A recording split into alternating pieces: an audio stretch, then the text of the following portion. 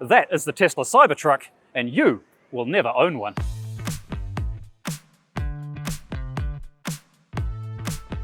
Yeah, I thought I'd start the video with a little controversy, get some algorithms happy, get some people talking, get some engagement. But the fact is, you aren't ever going to own one of these things, and I'll explain that in a sec. First of all though, let's talk how brutal you on the internet have been about this car. You have called it every name under the sun. Fridge, for obvious reasons. The DePlorean, which even if you love the car, that's a very creative insult. But I'm going to try and put on my hat of impartiality and look at this just as a car. A car you'll never own. As for motor options on this massive piece of brutalist architecture, you have three options in the United States. You have the single motor rear wheel drive, you have the dual motor all wheel drive, and then you get the spicy boy, the tri-motor all wheel drive. 3 electric motors in one car. The result of which is the tri-motor version gets from 0 to 100 2.6 seconds. Keeping in mind that this is a car that weighs 3.1 tons. The energy required, the effort required to move 3.1 tons of mass up to 100 k's an hour is staggering. This is a testament to electric power. You can't do that in combustion short of strapping a rocket on the top of your roof, which, well, rockets are great, but they don't stop very well. Now, part of the reason this thing weighs 3.1 tons is what's strapped to the underside. Underneath this vehicle is a 123 kilowatt hour battery. That's 123 units of electricity. That's a lot. You want to know how much it weighs?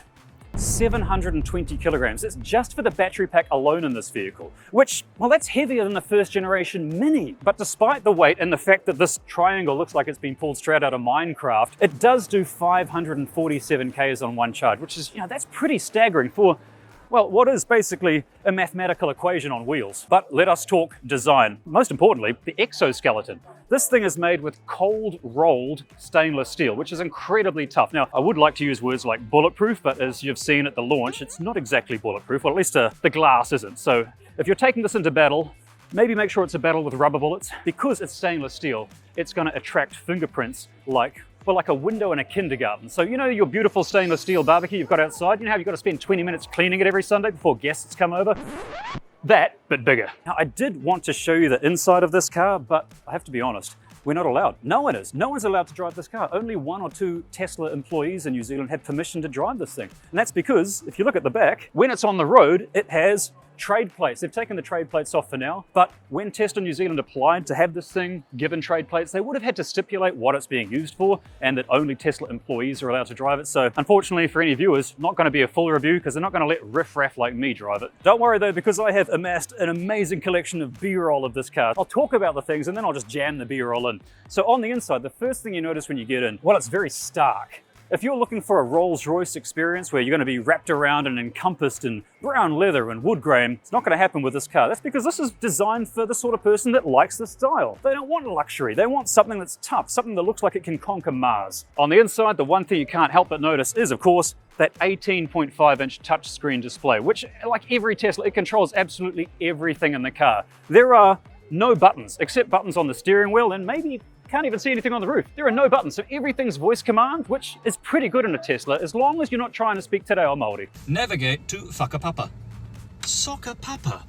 What is that? On the driver's side, however, which is, yep, they make the passengers drive in America. That's why they have so many accidents over there. Steering wheel's on the wrong side, but you will notice the steering wheel is Cortic, and they actually modeled this off the Cortic steering wheel in the Austin Allegro. I made that up, but that is called a Squirtle. I think Squircle is the name of the square circle that they've used, which sounds like a SpongeBob character. What's really interesting is that there is no physical connection between the steering wheel and the steering mechanism. It's steer-by-wire.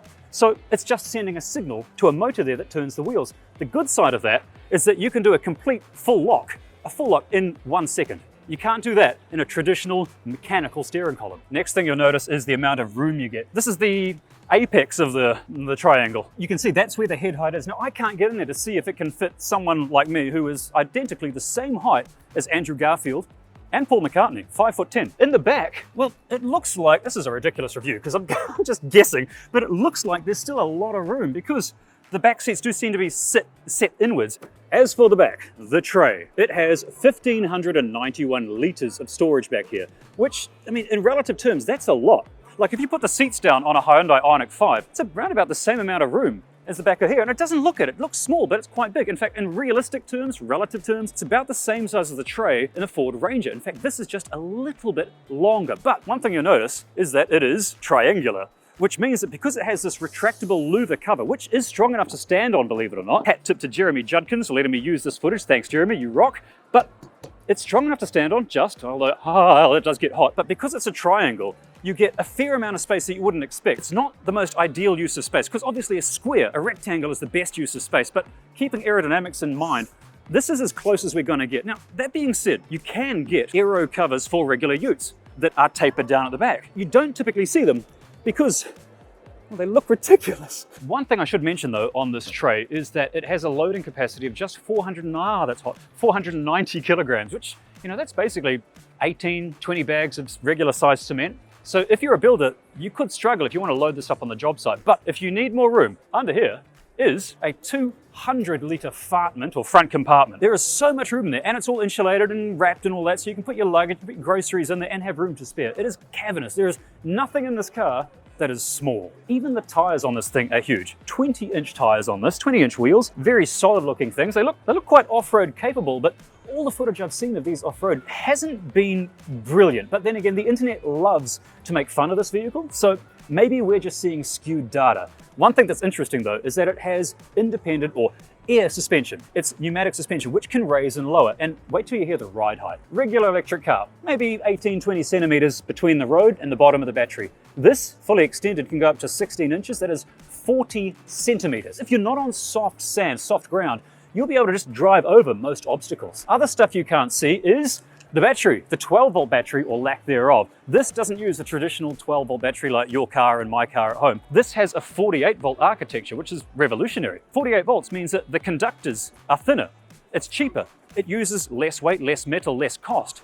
And I might be wrong, but I think car makers might consider adopting 48-volt systems in the same way that car makers in America are adopting the North American charging standard. I don't think we'll ever see it here, but it does mean that Tesla, it's undeniably pioneering in a lot of ways. Another thing this car has that you can't see is its CAN bus system, how it communicates with things like the battery sensors and the windscreen wiper sensors and all that. It uses gigabit Ethernet. It's got off-the-shelf Ethernet components to communicate with the car, and it's bi-directional. So it's not like those old Christmas lights, you know, if you blow a bulb, the whole lot of Christmas lights doesn't work. This is bi-directional. Chop the cable, it'll still send the signal either direction. That's smart. But now, it is time to make this video a little spicy.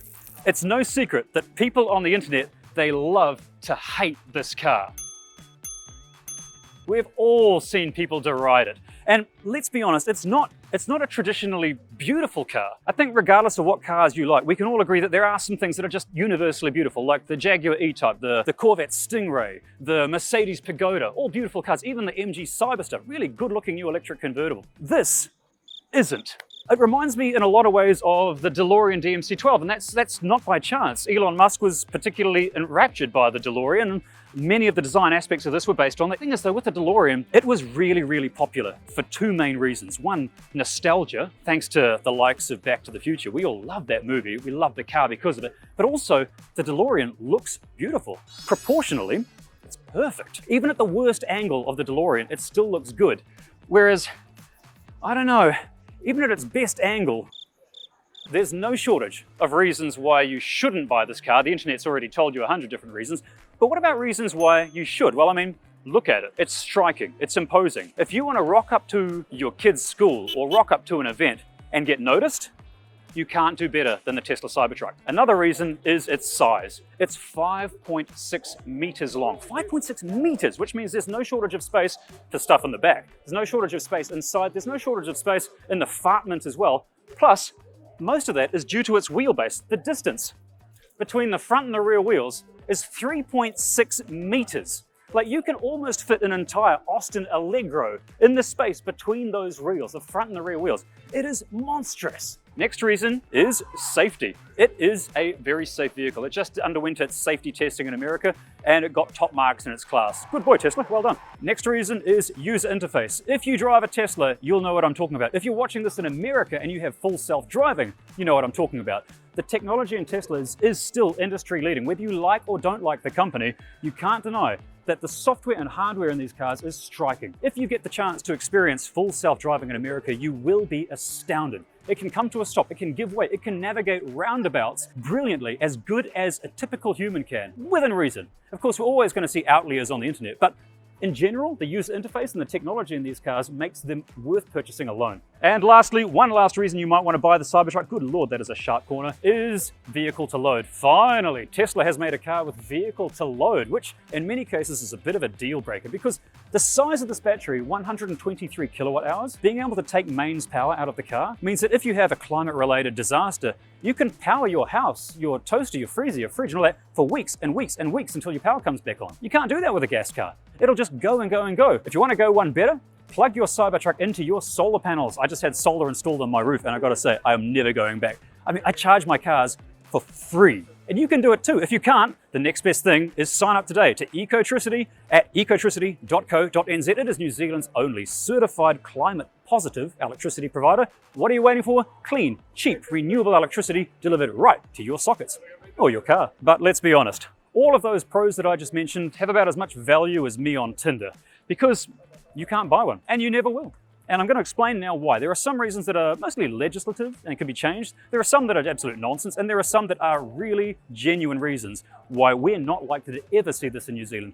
First of all, some of the reasons I've seen on the internet are the fact that it's got no rear view window. But then that's not really an issue because neither does the Polestar 4, and that works just fine. So scrap that reason. Another reason I've seen is the height of the front bonnet here. This is too high to be deemed safe for pedestrians in New Zealand, but I don't see this as being any different to any lifted Ranger or Hilux. If you look at the car I used to have, this one you can see on the screen right now, Lada Neva. Look at the size of those big steel bull bars on that. That, completely legal, but this, not? I don't know about that. There is one problem, however, which is genuinely hard to avoid. That is the weight of the car. Okay, so on my New Zealand license, like yours, sure, you may be allowed to drive it if it weighs 3.5 tons on your license. But if a vehicle goes over 3.5 tons, it's no longer just a regular passenger vehicle. It becomes technically a heavy vehicle, which means you have to get a certificate of fitness every 6 months. You might be thinking, oh, it's a small price to pay, a little bit of bureaucracy to have a Cybertruck on the road. Heavy vehicles in New Zealand are limited to 90 k's an hour on the highways, which means that on one hand, that 0 to 100 time just got shorter, which sounds good. The downside is that you'll never quite be able to do it. The thing is though, all of those reasons, they could be solved. We saw recently with speed limit changes, legislation can be changed, rules can be changed, just a stroke of a pen and a signature, and we can change all those things if we wanted to. But there is one thing we can't get around. This is the elephant in the room that I've saved till last. And that is the fact the steering wheel's on the wrong side. Now immediately people will be saying, well, that's a stupid reason, just put it on the other side.